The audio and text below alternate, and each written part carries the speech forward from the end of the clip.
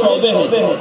ایک بڑا شعبہ دعوت اور تبلیغ کا ہے کہ نبی رسول پیغمبر آتے ہیں تو کفر کا، شرک کا، جہالت کا، غفلت کا ماحول ہوتا ہے۔ پوری دنیا جانتی ہے جب رسول اللہ صلی اللہ علیہ وسلم تشریف لائے تو لوگ کفر و ضلالت میں تھے۔ قرآن کہتا ہے وَإِن كَانُوا مِن قَبْلَ فِي ضَلَالٍ مُبِينٍ، سب کھلی گمراہی میں تھے۔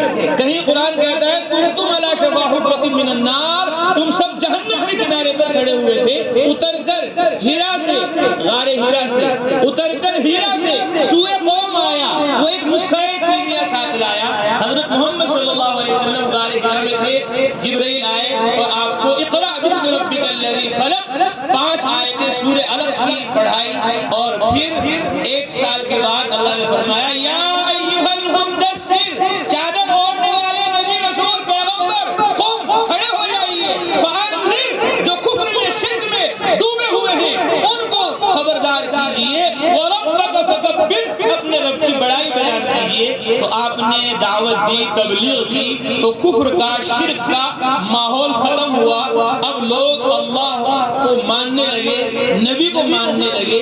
اب رسول اللہ صلی اللہ علیہ وسلم نے فرمایا کہ یہ کتاب اللہ کی ہے، ذالک الکتاب لا ریب فیہ، یہ قرآن ہے، اس میں کوئی شک نہیں ہے، اس کو سیکھو۔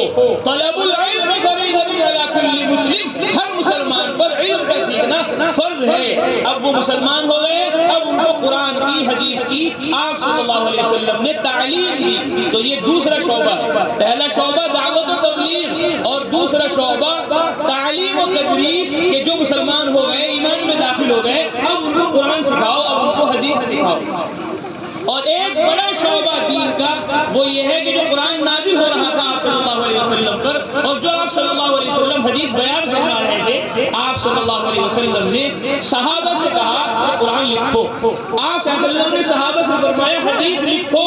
والذی نفس محمد بیدی، اس ذات کی قسم جس کے قبضے میں محمد کی جان ہے، ما یخرج منہ الا الحق، اس زبان سے حق کے علاوہ کچھ نہیں نکلتا۔ قرآن بھی حق ہے اور نبی کا کلام بھی حق ہے، قرآن بھی لکھو، حدیث بھی لکھو۔ تو صحابہ نے قرآن لکھا، حدیث بھی لکھی، اس کو کہتے ہیں تصنیف و تالیف، کتابوں کا لکھنا۔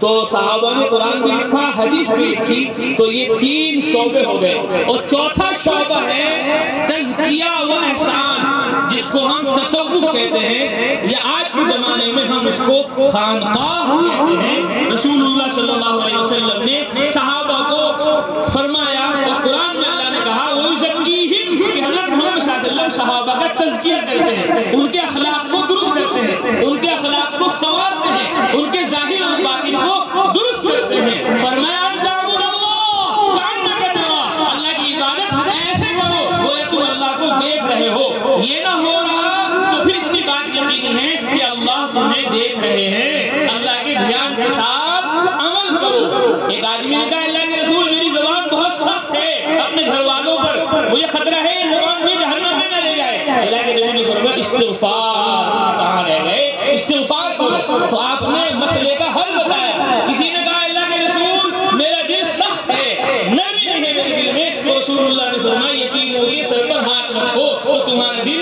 نرم ہو جائے گا۔ اور حضرت معاذ رضی اللہ تعالیٰ عنہ سے فرمایا یا معاذ احسن خلقک للناس، اپنے اخلاق کو لوگوں کے لیے درست کرو۔ اور بخاری شریف کی پہلی حدیث ہے انما الاعمال بالنیات، کہ اعمال کا دار و مدار نیت پر ہے۔ ہمارے حضرت شیخ الحدیث مولانا زکریا رحمۃ اللہ علیہ فرماتے تھے تصوف کی، تزکیے کی، خانقاہ کی جو شروعات ہوتی ہے وہ انما الاعمال بالنیات سے ہوتی ہے، کہ اپنی نیت کو درست کرو، اللہ کو راضی کرنا، اس کو خوش کرنا اپنا مقصد بناؤ۔ اور تصوف کی، خانقاہ کی انتہا جو ہوتی ہے وہ صفت احسان پر ہوتی ہے، کہ تم ایسے مدرسے میں آؤ، ایسے مسجد میں آؤ، ایسے قرآن پڑھو، حدیث پڑھو، کتابیں لکھو، تبلیغ کرو، دعوت دو، گویا تم اللہ کو دیکھ رہے ہو کہ اللہ میرے سامنے ہے، اور اللہ کہہ رہے ہیں قرآن پڑھو، اللہ کہہ رہے ہیں نبی کی حدیث پڑھو، اللہ کہہ رہے ہیں نبی کی سنت کو اپنی زندگی میں لاؤ، اور سنت اور شریعت کو عالم میں پھیلاؤ اور پہنچاؤ۔ اللہ کی عبادت کرو، یہ نہیں کہ صرف نماز ایسے پڑھو تم اللہ کو دیکھ رہے ہو، اور جلسے میں ایسے بیٹھو کہ اللہ تعالیٰ تمہیں دیکھ نہیں رہے اور تم اللہ کو دیکھ نہیں رہے۔ نہیں، ہر حال اپنے سامنے رکھنا ہے. الم یعلم بان اللہ یرا، کیا تمہیں معلوم نہیں کہ اللہ تمہیں دیکھ رہے ہیں؟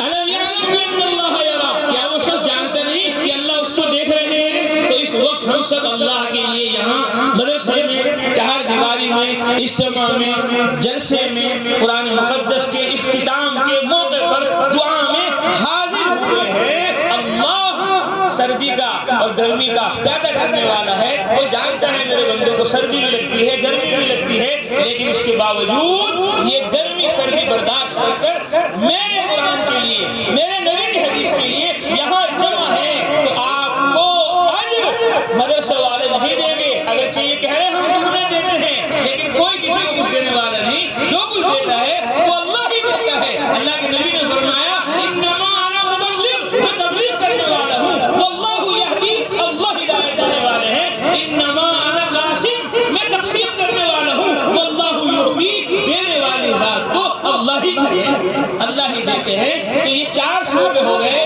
دعوت و تبلیغ، درس و تدریس، تصنیف و تعلیم اور تصوف تزکیہ.